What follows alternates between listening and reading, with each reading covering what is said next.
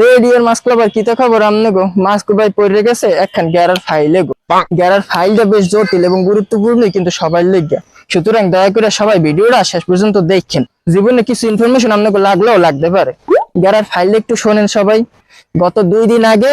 হঠাৎ করে আমার বিকাশ অ্যাকাউন্টটা ইনঅ্যাক্টিভ হয়ে গেল মানে বাংলায় যারে কয় নিষ্ক্রিয় বা ব্যবহার অনুপযোগী অবস্থা আমি মনে করলাম সার্ভার ইস্যু বা সার্ভার প্রবলেম আপনারা যেটাই কোন আর কি এমনি মনে হয় ঠিক হয়ে যাবে তো এরপর গতকাল বিকাশ অফিসে ফোন দিলাম দিয়ে গেলাম দাদু বিকাশের সার্ভারটা কি ঠিক হইবে না মোর ফোনের বিকাশের অ্যাপটা সাজাইলেই থাকবে তারা উত্তর দিলে স্যার মগো বিকাশের সার্ভার তো ঠিকই আছে সমস্যা তো আপনার অ্যাকাউন্টেই দেখান যাইতে আছে কোন কি একখান অবস্থা হ্যাঁ কইলাম মুই আধা শিক্ষিত অবুঝ গেদু মুই কি এমন আকামটা করলাম যে তোমরা মোর বিকাশ অ্যাকাউন্টে সমস্যা ধরলা গেদু হেরা কয় মোর বিকাশ অ্যাকাউন্টে বলে হুন্ডির মাধ্যমে টাকা পাঠানোইস এখন তো মুই করলাম আর এক ব্যবসায়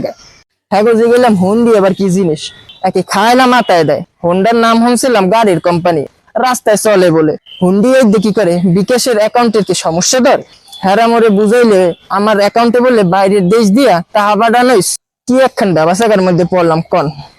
শালার দেশে বইয়েই কেউ ফ্রিতে টাকা পাঠায় না সেখানে বাইরের দেশ দিয়ে মোর বিকাশ অ্যাকাউন্টে টাকা পাঠাইছে আর সেই কাহিনী মুই নিজেই কইতেরি না হ্যাঁ করে কইলাম গাজা মাজা খাও না লাল পানি খাইয়া শোয়ের মধ্যে জোনাক ফোটাও হ্যাঁ তো হেরা আমার উপর উল্টে উঠলে রাগ হইয়া কইলে মোর যদি কিছু কনের থাকে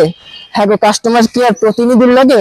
সশরীরে যাইয়ে কথা কইতে মুই তো পড়লাম বিশাল এক ফ্যাসাদে সারা রাত দিয়ে চিন্তা করলাম বিকাশরা কি মোর টাকা শুদ্ধ অ্যাকাউন্টে মারিয়ে দেবে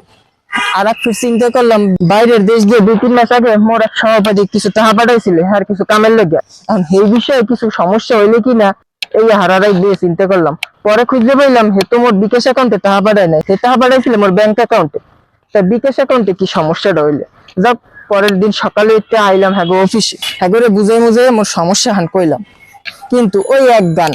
মোর বিকাশ অ্যাকাউন্টে বাইরের দিয়ে বলে অবৈধ উপায় টাকা পাঠাইস হ্যাঁ করে বুঝাইলাম ভাই বাইরের টাকা পাঠানোর লেগে তো মানুষ থাকুন লাগবে বাইরের টাকা পাঠানো তো মোর কোনো মানুষই নেই তাহলে টাকাটা হইলো কমিয়ে দে এখন হেরাইলে আসল কাহিনীতে কইলে দেশের মধ্যে হলে মনে হয় কেউ একজন আমার বিকাশ অ্যাকাউন্টে টাকা ট্রান্সফার করছে কিন্তু সেই অ্যাকাউন্টে বাইরে দিয়ে অবৈধ উপায়ে টাকা আনা হয়েছে এখন আপনারাই কন মোরা বিকাশের মাধ্যমে কত সময় কত জায়গায় কতখানে টাকা ট্রান্সফার করি এখন ক্যাটটা বৈধ আর ক্যাটটা অবৈধ হেই আমরা কেমনে ফাইন্ড আউট করি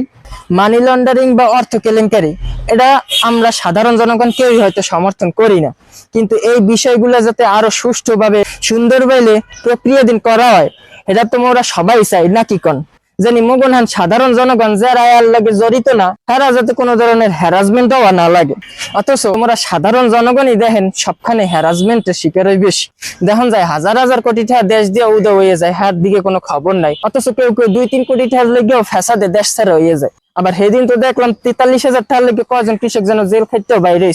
এখন মগো দেশটা হয়ে গেছে অনেকটা এইরকম ক্ষমতায় যে যত বড় হ্যার দোষ ত্রুটি অত কম আর ক্ষমতায় যে যত ছোট হ্যার দোষ ত্রুটি অত বেশি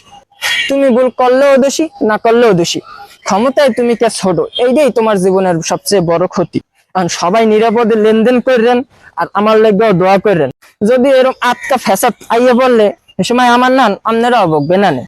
তারপরে সবাই নিরাপদে থাকেন আর মোর লাগবেও দোয়া করেন জানি মোর এই সমস্যা অল্পতেই মিটতে যায় stay tuned stay safe love you all